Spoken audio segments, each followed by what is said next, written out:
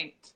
Hi, everyone. It's Beth Rolls. I'm a parent coach. I'm here with Isabel Stafford, who's my fellow parent coach. She graduated from the Jai Institute for Parenting with me this year. So, hello, Isabel. Welcome. All right. Hello, Beth. I'm so happy to be here. Thank you for this Yes. opportunity. Yes. So, Isabel, tell me about your family. I know you have some children. How many do you have, and how old are they?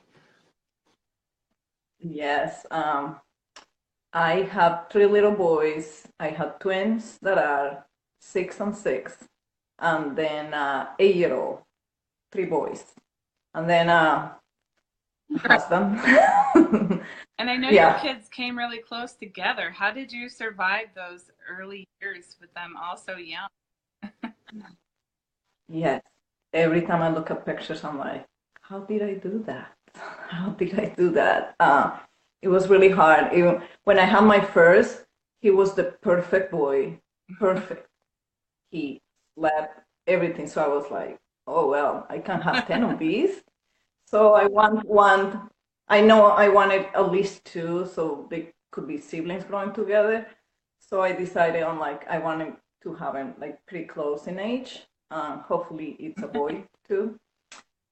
So, we ended up with twins. So after I had him, I was like, oh wow, this is it's hard. It's a hard job. It's a full-time job. And then the twins came, and it was really hard. I have help from family, but it was really hard. Did you Yeah. stay at home with them? Yes, I stayed at home. My pregnancy with my twins was so hard, and I keep telling the doctor, like, what's wrong with them? They're like keep throwing up, and they're like, that's normal. I was like, yeah, but my first, and they're like, no, your first is the exception. These two are like how babies actually really are. I was like, oh my Oh. goodness. If I would have known, I would have waited maybe a little bit. Did you find you had much time to take care of yourself during those years? Oh, not at all. Like for many, many years. No, not at all. Not my house. Mm. No, it was hard. That was a part of me that I now learned that is really important. But one, I didn't see it as important as first because I thought they were first. But yeah, I didn't have time. Just surviving those first years. Yeah, I think that's common for so many parents, especially when they're so young. You just kind of survive. So, what was the greatest challenge with Yes. them, Yeah. especially like when they hit about 2 years old and started, wanting you and not wanting you? What was their greatest challenge? Oh, yes. Those years were really hard, especially because I was trying to research or for look for whatever solution. Just give me a solution. They listen and they do what I said. At that time, I was like yelling, and the yelling will increase day by day because I really believe that that was the only way that they will listen when I will like yell. So a lot of yelling. I was introduced to timeouts. I never believed in spanking, but there was times that I was like considering it because it was really hard because I was trying to control them and three little ones running everywhere. It was almost impossible. And I was introduced to timeouts and timeouts. It was ridiculous because I would put one in timeout and the other one would run and they wouldn't stay. And it was just too crazy. And the one trying to get the other one out of there, and it just didn't work. It just, nothing worked. So I was just like yelling. I was so frustrated. I regretted like having kids. I was like, what is this? I mean, like, why people even have kids for this? But it was just because I wanted to control them and make them do what I said. Yeah, So yeah, that's so hard. I love that you put one in timeout and they're just escaping behind you, running around. That's what they Yeah, do. it was, and like let's say like the three of them did something, so they all needed time out, right? So I will put one here, one here. I mean, how it doesn't work. It just doesn't So work. I know that you found conscious parenting. How did you happen across that, or how was it introduced to you? Yes. So it was a blessing that pretty much by the time I was introduced to timeouts, and I was already knowing deep inside that this is this doesn't work. Like there's gotta be another way. I need to connect instead of like make them sit in a corner by themselves. It didn't feel right. So at that time, somebody shared an article exactly about the effects of timeouts on kids. And I was like, wow, it was so eye opening. I was like, how come like nobody knows this? Like everybody's using timeouts. That's pretty much after spanking, that's pretty much the option. And I was like, how come nobody knows this research, what it causes in kids internally? We don't see it right away, but internally they're like processing like different stuff that it will affect them later on. And that's when it started. It was like very eye-opening, and I started researching more peaceful parenting, positive parenting, and stuff like that. And I started following people, and I realized that the first thing that I need to work on was on my yelling. So that's where it all started. How many years have you been on this journey? Wow. 2013 was when I decided to do the no yelling challenge. There was something called an orange rhino, that it was a mom that decided that she wasn't gonna yell for 365 days, and she actually did it, and she did this whole thing about giving you tips how to do it and all that. So I tried to do that, and unbelievably, it was really hard. It was really hard. I thought I cannot yell if I want to, but after it becomes a habit, it's so hard to break. So it took me about a year to completely take control of that part of me. And in the meantime, I was just researching some more and learning more about conscious parenting and stuff. So, but yeah, that was Yeah. 2013. Yeah, it's a long time, 4 years of research. Yes, it's You, been, yeah, they were little, so yeah, I'm glad. so what has changed for you now with your relationship with your kids since you discovered this? Like, are they still, you're not yelling anymore, but are they listening? One thing that changed that I think is the most important for me, it was that I used to go to bed with lots of guilt because I knew, why did I do this? I shouldn't have said that. Why I don't want to treat my kids like that. I don't want them to grow up with this example and all these things. At the end of the night, when you go to bed and your head hits the pillow, all those thoughts will come into me, like so much regret, so much guilt, so much sadness. So wanting to be the parent that I always imagined that I was going to be, loving and understanding, and I couldn't. Uh, so what it changed for me, it was that peace of mind.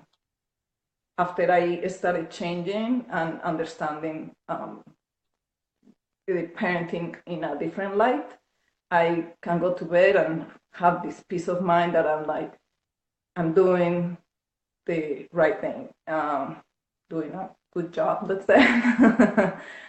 And I feel good. I feel good about what I'm doing and how I'm raising them. So And I know your kids are obviously older now, but I think I know that you find more time for self care. Is that the case?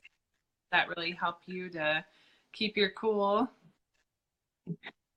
yes, that was also so life changing because of course, like if you don't take care of yourself, then you're just gonna be more irritable. Like you're gonna feel triggered more. So now, if I start my day taking care of me, meditating, listening to some self-development, exercising, and all that, I feel when they wake up, literally every day it's been my mission, my purpose to do good morning, hi, like it's the first time I've seen them in years, and give me a hug, I that's how I want to start my day. But then I feel like self-care is what helps me to do that, because I've been up for a couple hours before they even get up, so I'm ready to parent. That's beautiful. I know that conscious Yeah. parenting helps us heal a lot about ourselves. Sometimes we have issues with like anxiety or perfectionism or vulnerability or our own worth.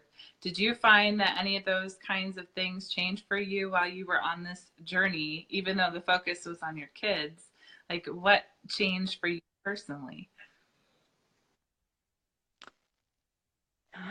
One thing that really made a difference for me, it was when I heard your kids are off the hook.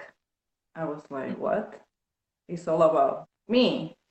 And also, the kids pushes your buttons, but who put those buttons there? So I was like, it's all me being in charge of my energy and what I give. And every single time realized that when I was reacting, it was because of a need that I had.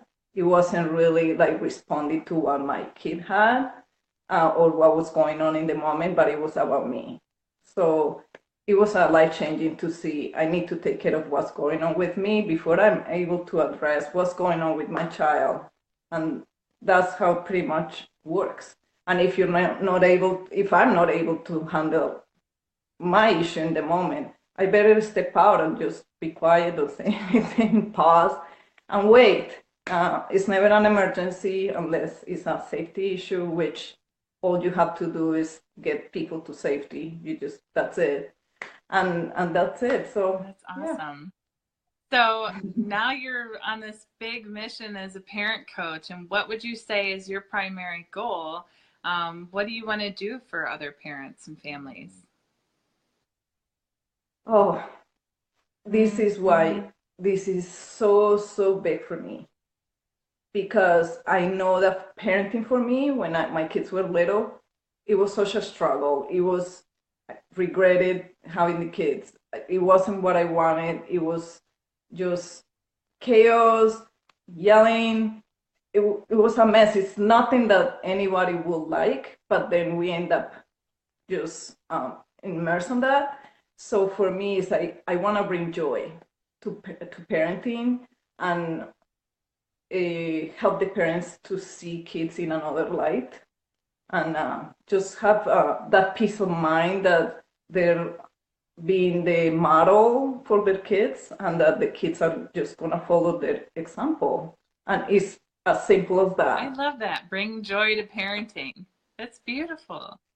Who doesn't Yes, want that? yes, because yes, it wasn't for me.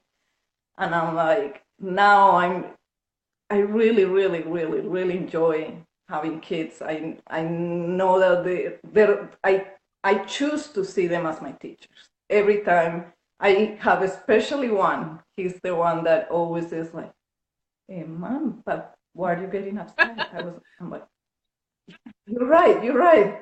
Like he calls me out every single time, and I choose to listen. That's also a choice. I don't take it as offensively, because of the journey. That's where I'm at right now, and that's what I have learned to do. But it is really amazing to be able to look at the kids and how they teach you, and they show you exactly what you need to work on yourself. And that's what's Yeah, important. that's so true what you said that you have one child. It seems like there's always one child that will parent to Yes. realize they need something, something needs to change. So tell me about parent coaching. Yeah. How does it work? What do you do? One thing that I loved about parent coaching is that we are here, or I'm here, to help the parent to see that they have the answers within, that they are the only expert on their child, that I know for experience that we're looking for answers everywhere all the time and somebody to tell us how to do everything, but nobody else out there knows your child better than you and know yourself better than you. So that relationship between you and your child, you are the only expert. And I really, parent coaching helped me to see that I have the wisdom within to have the vision for my family that I want. And that's when we go through all the limiting beliefs of all the preconditioning that we had growing through the years, just always expecting the answers from the outside. Yeah. Yeah. So let's see, what kind of results could a parent have? Let's say they have a child that's not listening to them, and they're just like you at their wits' end, and don't know what to do. Yelling's not working. They don't want to do timeout or spanking. What kind of results will they get after working with you? Oh, yes. And it's just so wonderful because from my experience, the way that you respond to a child is what gonna create the relationship. So in my old days, it was always shaming on stuff like that, like, why would you do that? I told you many times, or stop, you don't need to cry, why are you crying? Stuff like that. So now, after going through my journey and as a parenting coach, I can guide parents to see the issues with the child with another light. So look at the child and see what's the need behind it, because the behavior is just communication. They're trying to tell you that there's something going inside. So instead of reacting to what they're doing, get curious. So we'll learn, let me see, I wonder what's going on. Just doing that, it changes everything. Because instead of like, they shouldn't be like that, they shouldn't act like that, why are they, instead of acting like that, which makes you resort to punishments, then you're gonna get curious and then trying to come up with solutions. And then you just pause, be with the child in the moment, let them express whatever feelings they have, and then at the right moment, ask questions like, "What's going on? I hear that you were using these words that are hurtful. I wonder what's going on." "Oh, he took this from me." Then you're able to understand instead of just handling the behavior, and just get close to the child in that way. Yeah, that's perfect. So I think a lot of people think that conscious parenting will make our kids be those, special snowflakes that can't survive as adults. So would you say that conscious parenting is permissive parenting? Is it going to create a child that's not successful as an adult? Yeah, I heard that starting this journey, I heard that all the time. Just letting them do whatever they want. No, it's the opposite. You are equipping them and empowering them to be in this world for who they are, instead of you always imposing all the discipline, the control. They are able to do it themselves, and then you're fostering that. So I think it's actually the opposite. And for the parent, that's for the child. For the parent, it's not permissive at all, at all, and it's even harder than handling a punishment. A punishment is a quick fix, and you just put the kid in timeout, and you think that you resolve the problem, but that's just the symptom. You never address the cause. So for the parent, it's really hard, but as a conscious parent, respecting and treating the kid as human, I think it models for the child who they should be like, or they will be growing up like. Yeah. You know, like giving respect, allowing people to have feelings as well, and Oh things like yeah. that. Yeah, that's perfect. I know that it sets them up for more success as adults when we just allow them to thrive where they are. Don't squash. Yeah, yeah, because people want kids to be self-control, but they control them. So how they gonna ever practice self-control if you're always putting the control on them and they're never able to, choose anything or live their lives. Right. I always tell them Yes. to, how are they going to know to make the right choices? That's absolutely right. So Yeah. why If they don't make why it. should a parent work with you? Why couldn't they just read a book on their own? Yes, because for me, this is what has been during this coaching training, is that I realize that no matter how much I read, I still need to address issues within me. And at the beginning, I wasn't able to do it, and I needed somebody to come along with me and help me to see that, and asking me certain questions and stuff like that. It will help me to realize what's going on with my thoughts and my beliefs and where they're coming from. So from a book that gives you a recipe for controlling your child or tell you how to parent, you might be able to use it for a little bit, but like for me with the yelling, they will tell me, okay, go scream outside.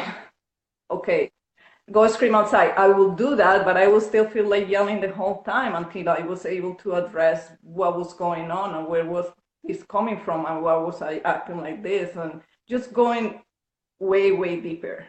So I think that's what the parent coaching will help Yeah, people I with. think there's a big difference between understanding something intellectually too, like they were to read a conscious parenting book, and fully integrating it in their body, which is what you can help them do to heal those old wounds. Those are, something that they have to heal just fully. And so yeah. Yeah.